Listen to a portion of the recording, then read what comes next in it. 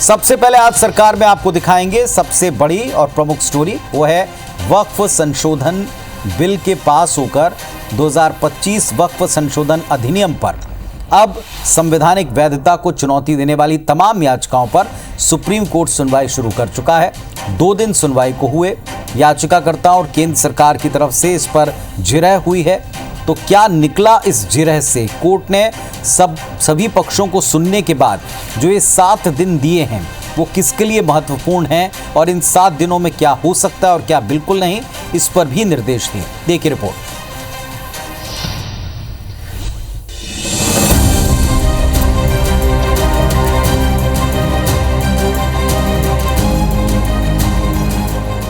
दो दिन और करीब 6 घंटे के सवाल जवाब और जिरह के बाद सुप्रीम कोर्ट ने फिलहाल कोई रोक नहीं लगाई, लेकिन नए वक्फ कानून की नियुक्तियों पर फिलहाल अंतरिम रोक लगाई है। यानी कोर्ट ने अगले आदेश तक वक्फ की संपत्तियों की स्थितियां नहीं बदलने का आदेश दिया। गुरुवार को दूसरे दिन जब सुनवाई शुरू हुई तो सीजेआई संजीव खन्ना की अध्यक्षता वाली बेंच ने केंद्र सरकार से वक्फ बाय यूजर के मुद्दे पर 7 दिन में जवाब मांगा। अगली सुनवाई 5 मई दोपहर 2 बजे होगी।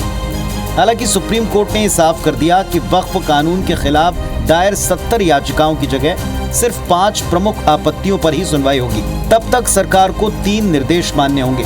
पहला, वक्फ बोर्ड पर केंद्र के जवाब तक वक्फ संपत्तियों की स्थिति नहीं बदलेगी। दूसरा, कोर्ट से वक्फ घोषित संपत्ति डी नोटिफाई नहीं होगी, वो वक्फ बाय यूजर हो या वक्फ बाय डीड।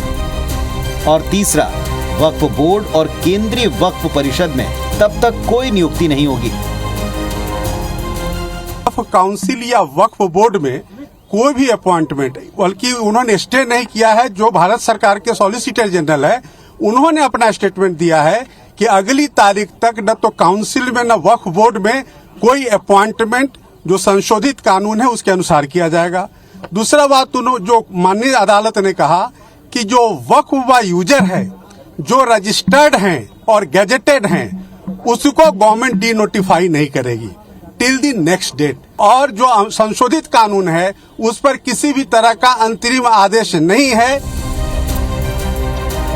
सुप्रीम कोर्ट के निर्देश के बाद सॉलिसिटर जनरल तुषार मेहता ने आश्वासन दिया कि अगली सुनवाई तक कोई नियुक्ति या बोर्ड गठित नहीं किया जाएगा।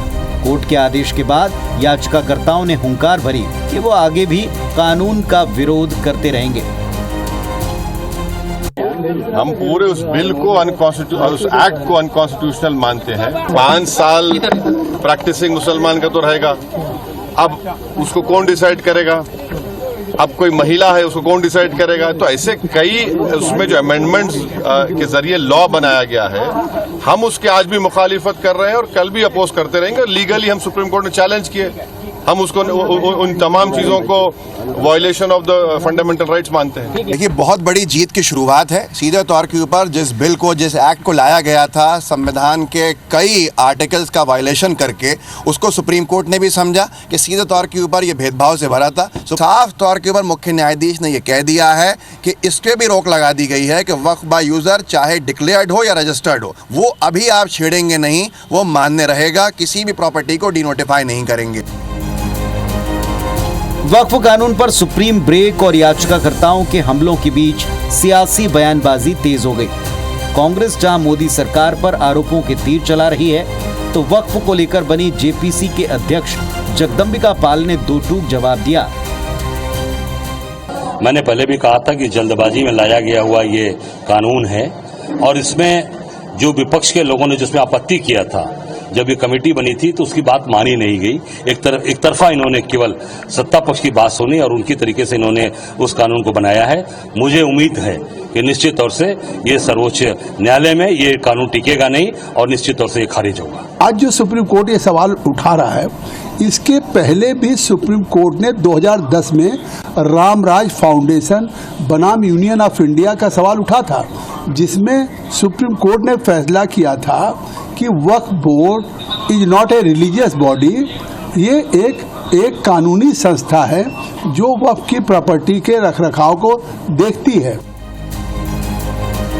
जाहिर है सीजेआई संजीव खन्ना और जस्टिस पीवी संजय कुमार और जस्टिस के.वी. विश्वनाथन की बेंच मामले की संजीदगी से सुनवाई कर रहे हैं। केंद्र की ओर से सॉलिसिटर जनरल तुषार मेहता इसकी पैरवी कर रहे हैं, तो वक्फ कानून के खिलाफ लगी याचिकाओं को कपिल सिब्बल, राजीव धवन, अभिषेक मनु सिंघवी और सीयू सिंह जैसे दिग्गज वकील अपनी दलीलें रख रहे हैं। कुल मिलाकर सुप्रीम कोर्ट में 2 दिन की सुनवाई के बाद इस पर सस्पेंस अब भी बना हुआ है कि वक्फ संशोधन कानून जमीन पर पूरी तरह से उतरने के लिए कितना और इंतजार करना होगा।